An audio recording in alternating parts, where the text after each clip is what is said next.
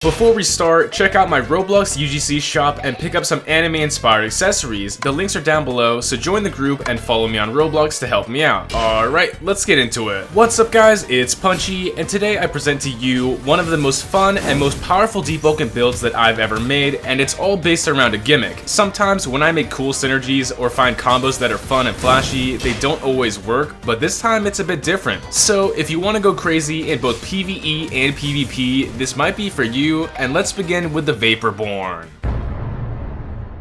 Kicking off this build, I wanted to mess around with a white and blue color scheme to match with the main theme of my build. Although I am using both Frost Draw and Flame Charm, everything in combat really revolves around steam, so we gotta go with that. Chain Warden here is also really solid for slowing players within our steam clouds, so it's almost essential to the character. Also, my weapon of choice was a chilling purple cloud for setup and easy teleports to frozen opponents, but we'll get into that in just a second. If you want to make this build yourself, the stats are right here. I wanted a main focus on Flame Charm, then I hit the Shrine of Order and heavily invested into Frost Draw to finish it off. There's a lot you can do with a build like this with any talents you want, but my entire goal here was to lock down and keep players in Steam, and here's what I chose for talents. If you want access to the Build Maker link early, join my channel as a member, but they'll also be sent in my Discord a little bit later. Alright, that's enough of the build setup. Let me explain what you can do to break the game using my VAPORBORNE build.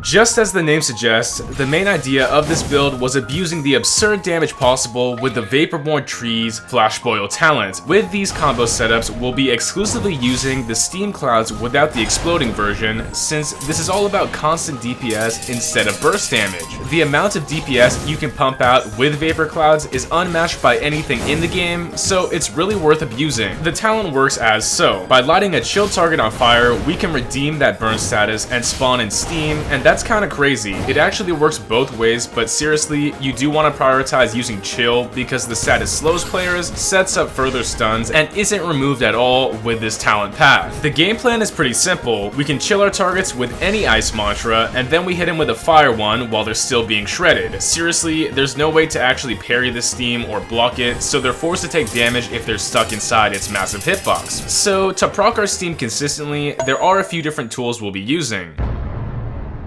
For starters, every single Frost Draw mantra in our kit applies chilled, but we can even make it bypass block. After picking up the talent Unyielding Frost, we can slow our targets through block and initiate our steam setup. Besides that, we can hit players with anything Flame Charm to spawn our steam, but there's something even crazier that I never realized when I was making this build. While using any chilling weapon alongside the Flame Charm talent, Flaming Flourish, this will 100% proc steam through block on an uppercut. It actually doesn't even make sense because it's not activating chill or burning players, but yes, it will spawn steam instantly for free, and that's kinda insane. I noticed with this build, there's a lot of bypassing block. We can chill people through block, activate steam through block, and they can't even block the steam damage. It's busted, and I won't even lie about that. Now, let's talk about our mantra setup to make it even crazier. To start, the most consistent way to activate Frost on opponents that I found was using Ice Lance. This thing confirms off almost any interaction, a hit on block. It's just super solid and has an insane lasting hitbox. So it combos off anything, and this is your go-to pressure tool, but it does have a single downside. The chilled status really doesn't last long with Ice Lance, but luckily that isn't an issue with our next overpowered option. Ice Fissure, one of the most slept on mantras in all of Deepwoken, has something very wrong with it. I don't know if it's just broken or if it is this strong, but here's what it's got. This thing's initial placement slows players so massively for so long, they legitimately cannot move normally. Oftentimes, I'll use this on players before slapping down steam, hit them with it in steam, or stack on slowing effects to make it even more toxic. So seriously, this is one of the most toxic abilities in the entire game by far, but yeah, of course we gotta use it. Now to finish off the frost part of our kit, it's essential to use ice daggers alongside Frost Wisp. Ice will always be on the ground, and the best time to use our daggers is to catch rolling players and freeze them inside of steam like a prison. There's absolutely zero counterplay if they're frozen, and the damage is just gonna start going crazy and ramp up. Finally, the last freezing option I got was my chilling enchant just for extra pressure. As always, the bottom freeze potential is greatly appreciated with this build, but the pressure this teleport provides is so broken when so many things are happening. Most times, without any distraction on the field, the timing is just hard to react to and it's confusing, but if there's ice, fire, and steam just exploding, this is gonna catch players consistently. Now, onto our Flame Charm. Let's talk about how to confirm steam damage with our burning options, because this can get crazy. So, in my opinion, the best way to force players into a steam situation is by using Flame Grab and Flame Assault. Flame Grab locks players in an animation while steam ticks against them, and during that stun, they cannot act. Steam is gonna deal its damage, it's gonna ramp up, and there's no escape. A similar situation occurs with the use of Flame Assault, ragdolling players in an inescapable steam trap. In fighting game terms, we call this Okizeme, but it's just pressuring the enemy on their recovery, and that's kinda good. Besides that, for attacking blocks, I gotta say that Burning Servants is the way to go. If you Grey Cast this option or cancel your M1 with this mantra, this almost always confirms posture on block, and its delayed secondary hit is also another thing that people have to worry about. Finally, to finish our mantra setup, I made use of a couple pulling options with Reverse Flame Scourge and Impel from Chain Warden. So for Scourge, the only reason why this move is used is because it's just so fast and can catch players running away. It doesn't really have to land, but it's just there to throw out and hopefully stop their defense. Now for Impel, this is a little bit different. Sure, it's a great option to pull players back into our steam, but the main idea is locking them down with chains and stacking that slowdown. It's extremely difficult to deal with if they're chained nearby, and we gotta stop them from running at all costs. So with the build out of the way, check out some fights and insanely toxic setups I was able to make.